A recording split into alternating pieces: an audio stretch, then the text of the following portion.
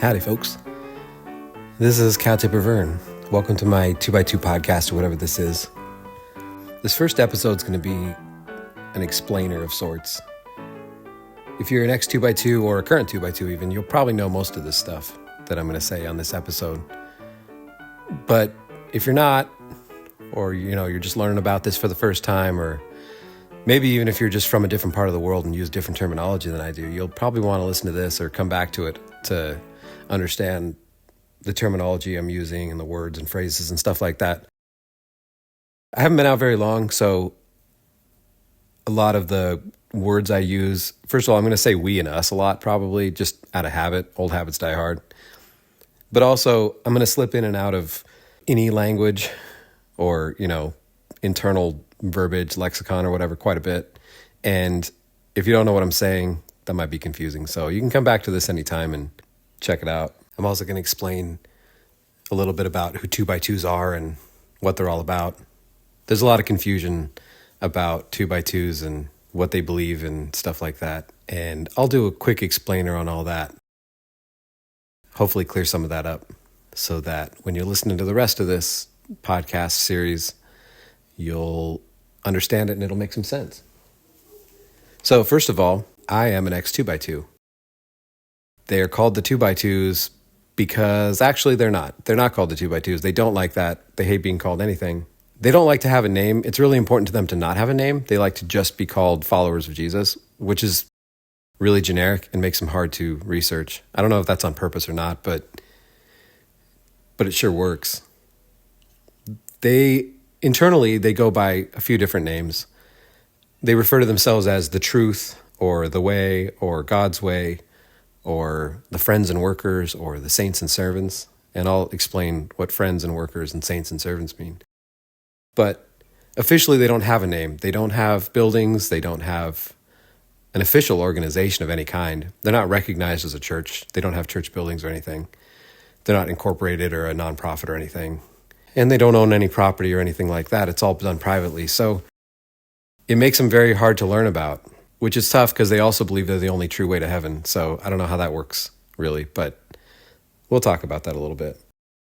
The two things that they would tell you are distinct about themselves are that they meet in homes. They don't have a church building because they believe the early Christians met in homes and they were never told to be a church by Jesus or Paul or whoever, so they're just going to meet in homes. And they believe they're a continuation of that practice continuously from Jesus himself and from the New Testament Christians. And then the other thing is that they have a ministry that goes in pairs, and it's a homeless ministry, it's itinerant, and those ministers, which they call workers, travel around and give up their whole lives as they believe Jesus called them to do. So those are the two things that they find the most important about themselves. They're the most proud of, having a ministry that goes in pairs and is homeless, and then having meetings in the homes, not having a church building. A meeting is just a group of people getting together. They have several meetings a week. They have a Sunday morning meeting, which is their worship meeting, where they get together in a home, handful of families together in a local area, and they speak and pray and sing and take communion, which they call the emblems. They often have a Wednesday night meeting or some midweek meeting where they have a Bible study with a pre-decided study of some kind. I don't really know who makes the study lists, tells people what to study, but it's probably work or somewhere. Who knows? And then they also have mission meetings or gospel meetings. I grew up calling them gospel meetings, so that's what I'll be calling them, but a lot of the world calls them missions. And that's where the ministers speak publicly, in public buildings usually, and that's sort of what passes for proselytization. I can't say that word. Proselytization for this group. That's how they sort of spread their message. A term I'm going to use a lot is workers. Workers are the ministers. So the ministers that go in pairs, they give up everything early on and in their life, say in their 20s or something, and they give up their education, they give up their jobs and careers, they give up any sort of promise of life, really, any sort of relationships or anything like that. They give up any romantic relationships at all, and they go in an itinerant manner from place to place and preach the gospel for their entire lives. That's the plan anyway. It doesn't always work out that way, but that's the plan. They give up a lot. And they have no salary. They're just given money when they need it, whether by the friends who are the lay people or handed out by senior workers. There's verses in the Bible that talk about, I think Jesus said, freely ye have received, freely give, something like that. They take that very literally. And of course, money is needed, but they never demand it. And there's never any offering taken in one of these mission meetings. They called themselves laborers, servants, workers. Workers is the most common term. I think that comes from a verse, one of the Pauline verses or something. And then they travel around in pairs. They get sent to certain areas, maybe a couple towns next to each other. That's their field or their harvest field, something like that. They'll just call it the field that they're in. And in that field, there will be a handful of Sunday morning meetings, a few hundred people, hopefully, or down to not very many people. Depends where you go.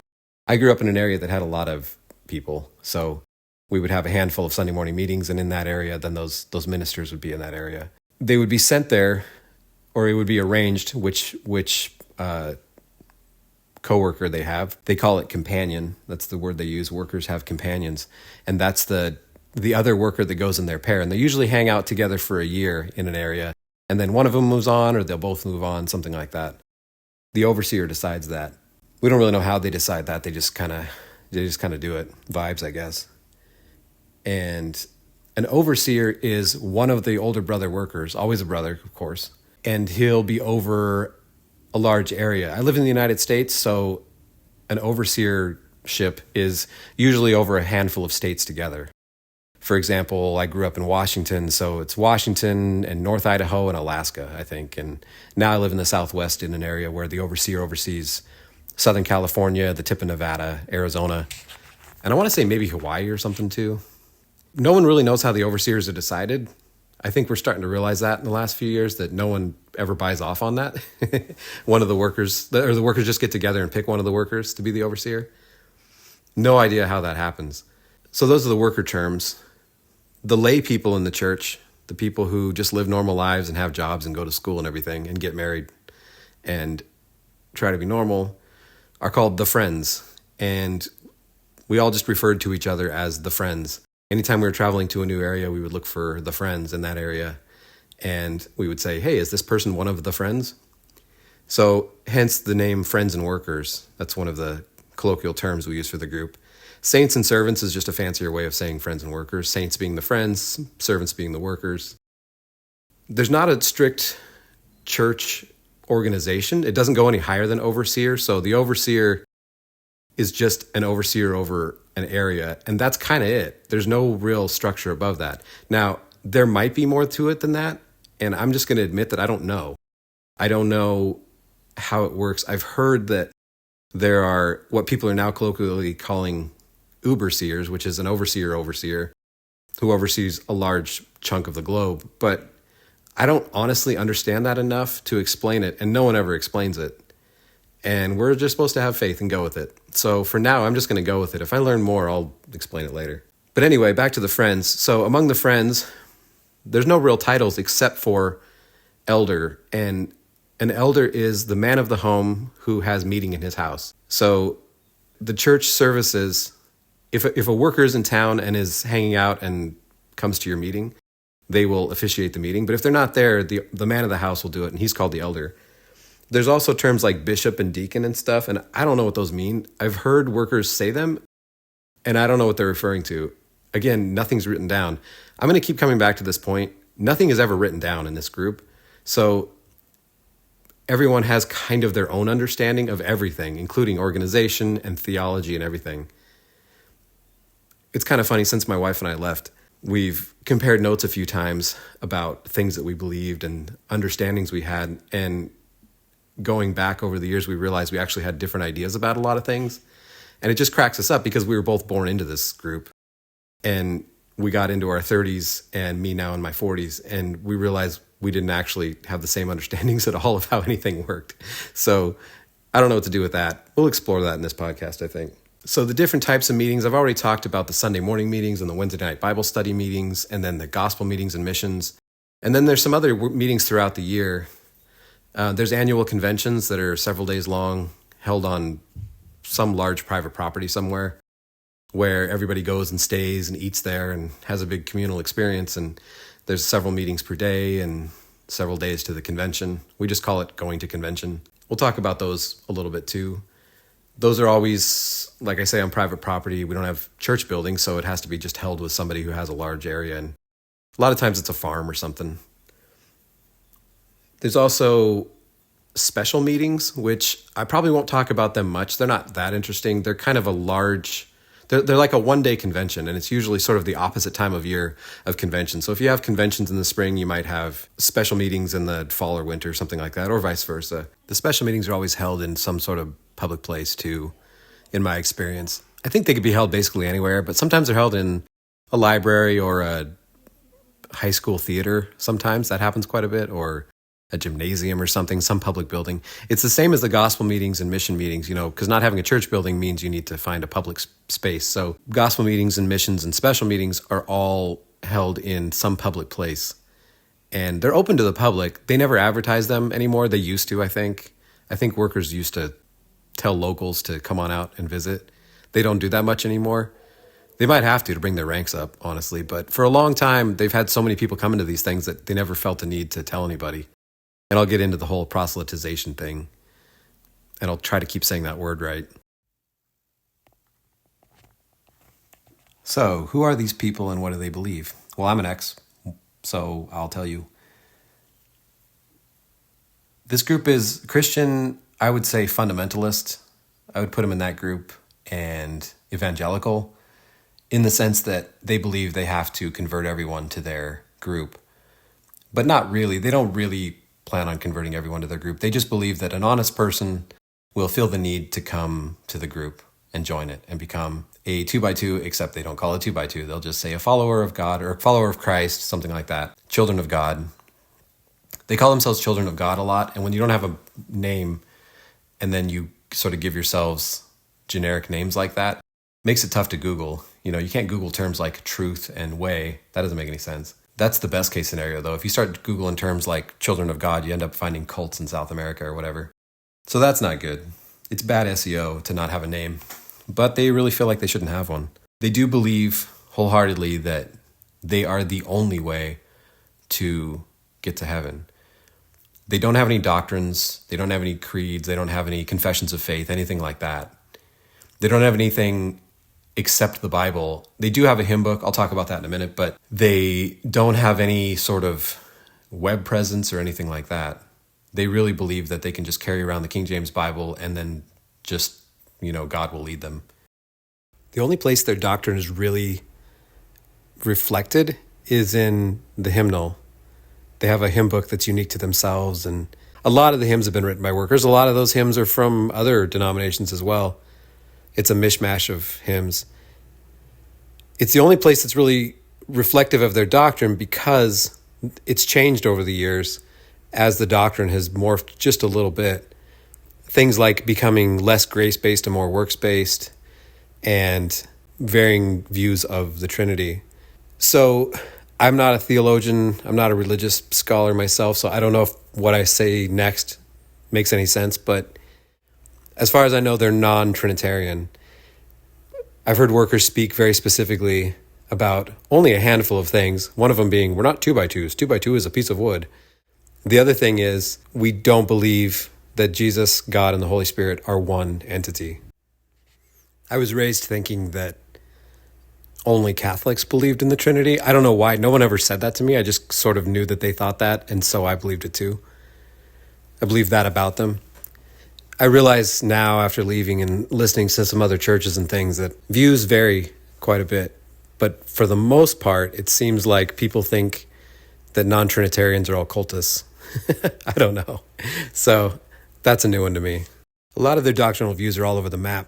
A view you might hear in a gospel meeting might differ from what you'd hear from an individual worker, which is a little strange, but people just kind of deal with it. They definitely believe in heaven and eternal hell being eternal torture and fire and all that. To become part of the group, you have to hear the gospel preached through one of the workers. They believe that wholeheartedly. And there's a time in history that you can go back to and point to when they started saying that. And I'll get to that maybe a little bit later. But for now, that is the only way to do it. They're the one true way, and you have to hear it through God's chosen servants, which are these people who have volunteered their lives to go in pairs and preach. If you wanted to have a visit with one, you could definitely contact one. You'd have a hard time finding them, though. They don't have any, like I say, they don't have any presence anywhere online or anywhere. And they're not an organization that you can look up in the phone book or anything. So you just have to know where they are, I guess.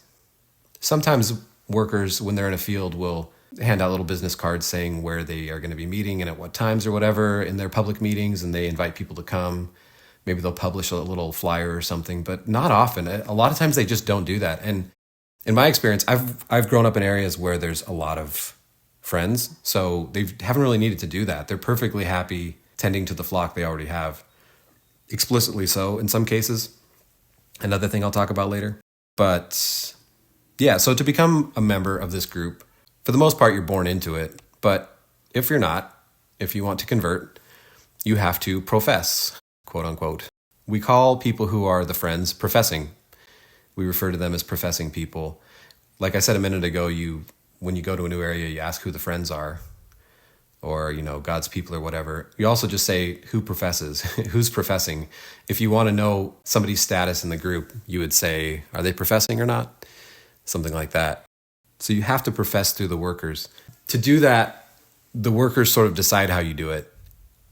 Almost every time what they decide is you come and listen to the gospel meetings for a while, you listen to them preach, and at sort of an agreed upon time, they will, quote unquote, test the meeting, which means during one of the hymns, they'll ask if anybody would like to join the group, or if anybody would like to make their choice, or we call it just profess. Like, who professed tonight? Oh, this person professed. The workers would say, make your choice, meaning make your choice to follow Jesus, make your choice to serve God. You would stand up during one of the hymns, and then everybody would gawk at you, and people would probably cry. And that's it. That's all you do. You just stand up and make this public profession that you're one of this group. And from then on, you're a member of the group. And from then on, you can partake in the meetings. You can give testimonies in the meetings. You can pray publicly, all that kind of stuff. You can't take part in the communion yet, the emblems. You can't do that. That comes after baptism. And baptism comes a little later. It's not one of those things where you choose to serve God and then you immediately get baptized. A lot of churches do that. Some churches even baptize small children. Ours doesn't. I don't know how we got going on this, but like I say, nothing's ever written down, so it's all just kind of inconsistent, really. The consistency comes from just doing it however you did it last time, and people in an area all doing it kind of like their neighbors or whatever. And that's fine. It's just tradition-based, really. I mean, when you get right down to it, it's just a bunch of, it's traditions that aren't really codified anywhere, but they're strictly adhered to anyway. We're taught that we're the same the world over. We're all doing this the same way. We all just use the Bible. So, we don't even need any rules or anything. We don't need a doctrine. We don't need a written theology. We don't need a confession of faith. We can just do what the Bible says, and that's good enough.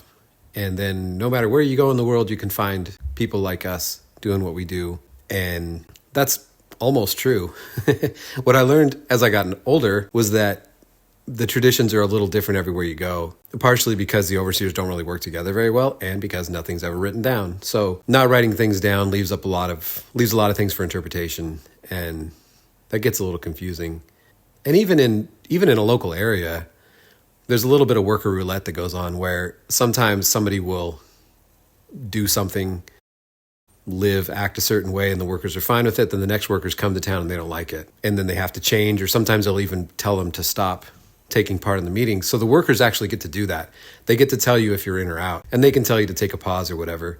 And sometimes they'll just tell you, hey, we don't want you to take part in meeting anymore. We don't want you to speak or pray or anything like that because we don't think you're living right.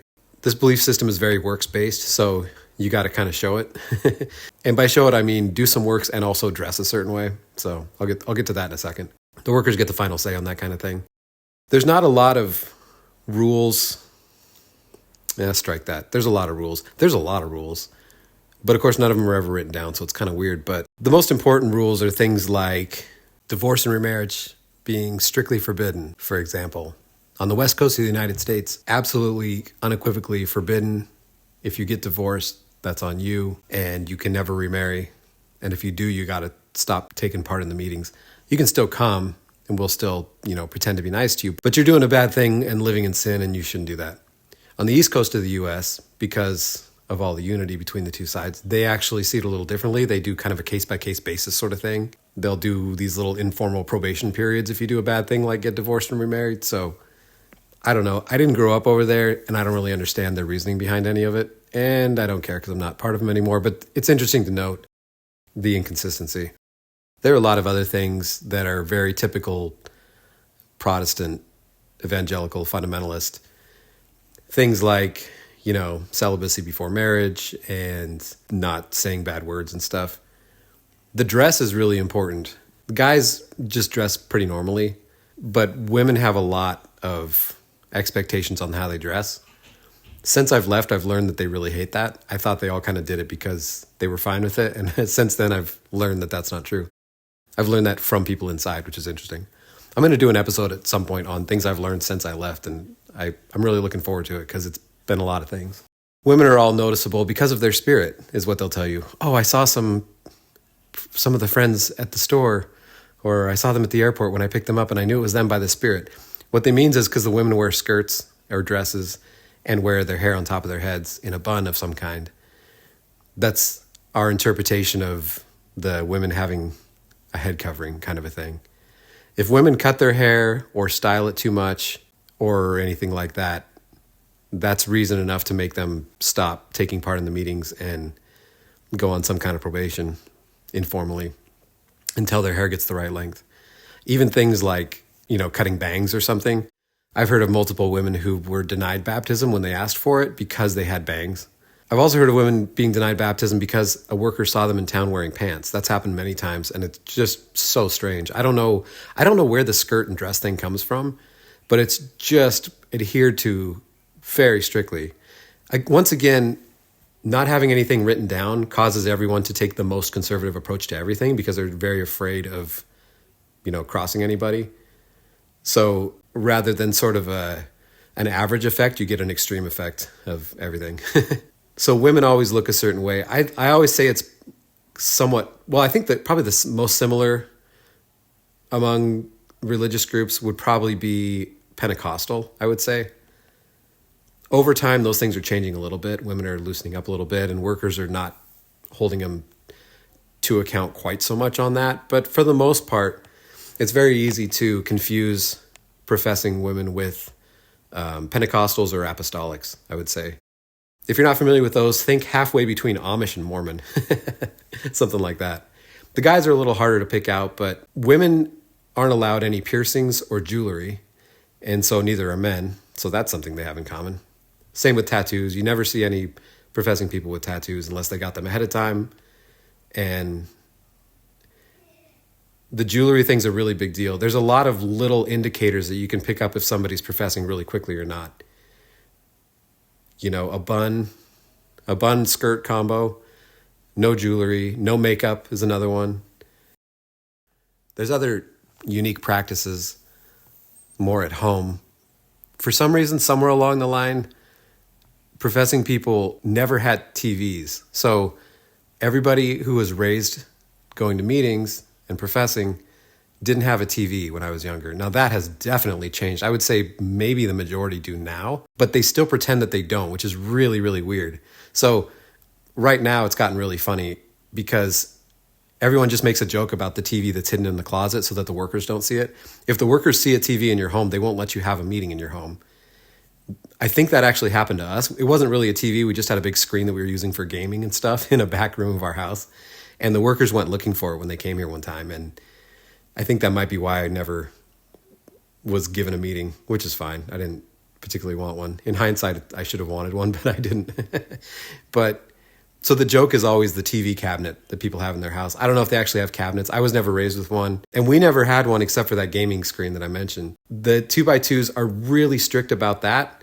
And yet, if they want to watch a sports event or something, they'll just illegally stream it. That happens quite a bit. And they don't seem to have any qualms about that. I don't know. I don't really understand that. But the TV thing is really interesting. Different parts of the globe have different takes on entertainment. We were also raised never going to movie theaters. And we were all told that if Jesus were to return and, start the rapture or whatever, would he want to find us in a movie theater? And that question was never answered. It was just a rhetorical question that was asked and just left dangling to make kids feel terrible. And that's something that workers like to do, is they like to make kids feel terrible about things they want to do that are harmless. In my area, this wasn't a big deal. I actually played sports up until high school. I did end up quitting, but there are big chunks of the globe where the workers don't allow kids to play sports in school. I don't really understand that, but there's a lot of things that local workers allow or disallow based on purely on vibes. I mean, nothing at all to tell them that this makes any sense or not. But the reason is always given that, number one, does Jesus want to find you doing that when he comes back, ... Or we just don't want to spend too much time on things that aren't eternal. We want to lay up treasure in heaven. So those sort of vague things, that's how the workers tell people what to do, is just these vague statements and aphorisms and whatever. And then the people feel really guilty and either stop doing the things or hide that they're doing them. And that's it. And we all have fellowship that way. As part of my X group now, we like to talk about those things, how we all have, they're just jokes now. Like we were the TV in the cabinet people, hide the TV, that kind of thing. Don't tell anybody you're going to a movie. So many of us have vaguely traumatic experiences going to movie theaters with friends because friends invited us and we knew we couldn't go there. I mean, that happened to me. We knew we shouldn't have been there and everyone would disapprove of us if we did it. And if we got seen there, it would be terrible. But also, it's not that big of a deal, so we just did it anyway. So we all had this running calculation in our head all the time of like, these are normal things to do, but also I could get in trouble and scolded and the workers would be mad and whatever else. So that's just a brief, broad overview of 2x2 culture and what it is. I'll go into more detail as it is required, but I thought that I should just kind of put together a little thumbnail sketch of the 2x2s. The best part of all of this is that no matter what I say about it, somebody's going to argue. Somebody's going to have a different experience and wonder what in the world I'm talking about. Somewhere, someone is going to listen to this and say, wait a minute, I had a TV. I don't understand the problem. Because again, nothing being written down leaves a lot to interpretation and vibes, and those are different no matter how hard you try to control it. You'll have the most conservative version of something most of the time, and then every once in a while there'll be a little gap in that, and that will make everybody confused. If I had to summarize the whole culture, it's just a strict fundamentalist Protestant organization that the main belief system is to make you feel bad about being normal. Just guilt-based culture, I would say. Now, if you've never heard of it before, you're probably wondering what in the world I'm talking about. Where did this come from? And they have a story about that. They know that they have been doing this since Jesus. If you ask them when their church started, they will tell you they don't have a church, number one. They don't have a name. They don't have blah, blah, blah. All that stuff. And that their belief system originated with Jesus. They often say, we go back to the shores of Galilee. The workers preach the gospel just as Jesus did on the shores of Galilee. They love saying shores of Galilee. It's such a funny phrase. It cracks me up because it doesn't really mean anything. It's sort of like when someone goes to France, like they go to the southern part of France, they never say southern France, they say the south of France. If you go to any other country, you would say, I went to the southern that country. But in France, you say south of France, just because you have to. We do the same kind of thing. It's just a funny little verbal tick. We say that our belief system goes back to the shores of Galilee. I bet people who are standing on the shores of actual Galilee don't say shores of Galilee. They probably say, I'm at the beach or something. I don't know why that's such an important thing, but I think it just adds credibility in our own minds. Every church has a founder, and most of the time that's recorded somewhere, even if they've, kicked the person out. Our ministers love to say that we don't have a founder, that Jesus was our founder, and Paul was one of the first overseers or whatever. They don't really say that, but that's kind of what they mean. The 12 disciples were the first 12 workers or whatever, and the workers today go forth just like they did. That's not true. There is a history to this group. They just don't like to talk about it.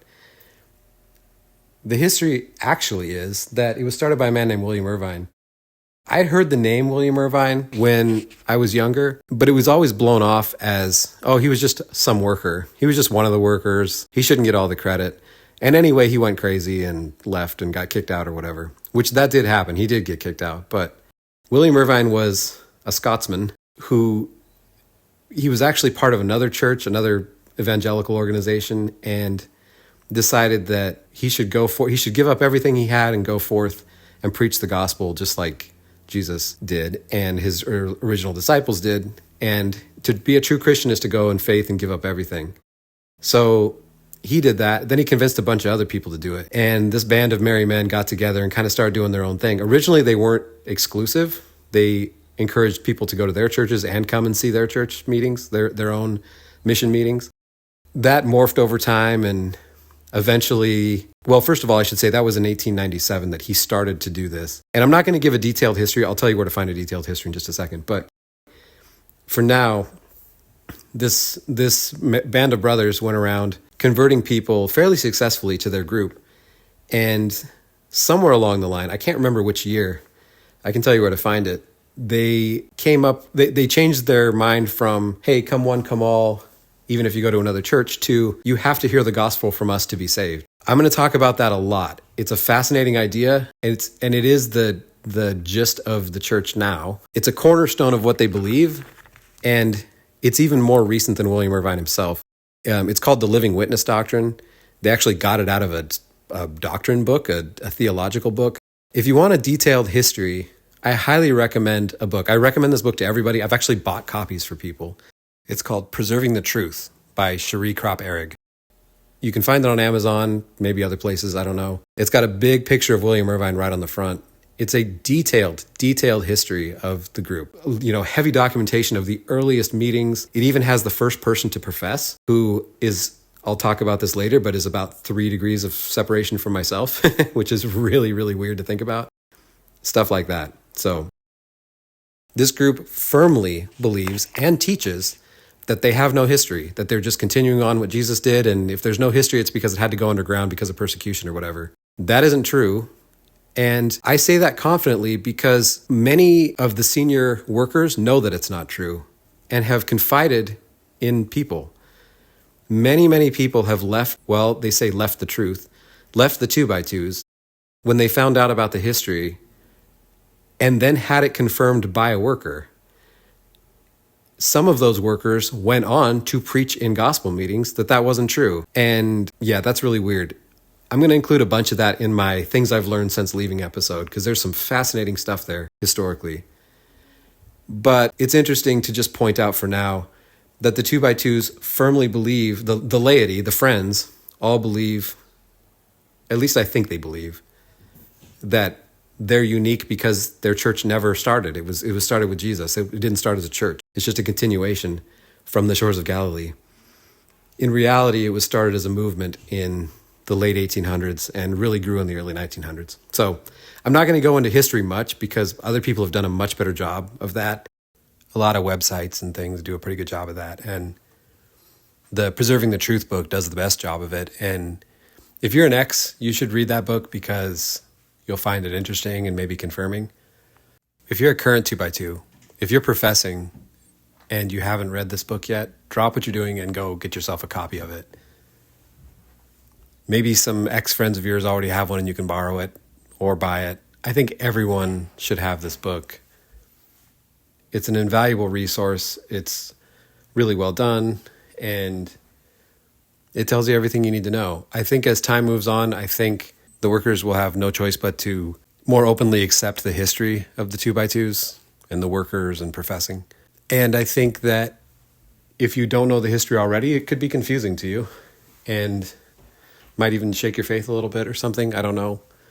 I know that when people learn about it, it shakes their faith quite a bit. And if you want to get ahead of that, you should read this book. I think I'm going to leave that there for now. That's a good start. Hopefully that gives kind of a primer on 2x2s, 2x2 culture, beliefs, who they are, what they do, their whole jam. Hopefully that's a good summary of the terminology and language and stuff. The rest of this podcast is just going to be about my own story and my own experiences, and I don't speak for anybody else. It's just going to be me and whoever else decides to get involved with me.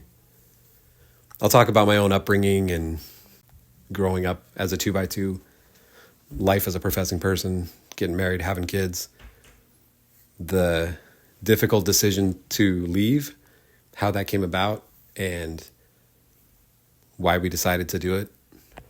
Even though it was probably the hardest thing we've ever done. Definitely, not probably, it was definitely the hardest thing we've ever done by a wide margin. And I might talk more about having a support group and the scandal that is going on among the 2x2s right now. I probably won't talk about that much because there's been a lot of ink spilled about that already, but as it pertains to my story, maybe I'll talk about it a little bit. Anyway, if you are an X2, maybe you'll enjoy listening to another story. Maybe you'll be encouraged to tell your own story after listening to mine. If you're still professing, I hope that nothing I say bothers you too much, but I hope it helps you understand why people leave and the difficulties of it and why people do it anyway. Maybe it'll help personalize it, personify it a little bit. I don't know. Maybe listening to this podcast will add a little bit of depth and character to people who leave. I hope that's true. Maybe you'll understand a little better why people do it, why people make such big life-altering changes in their lives. Anyway, I hope you enjoy it. Catch you next time.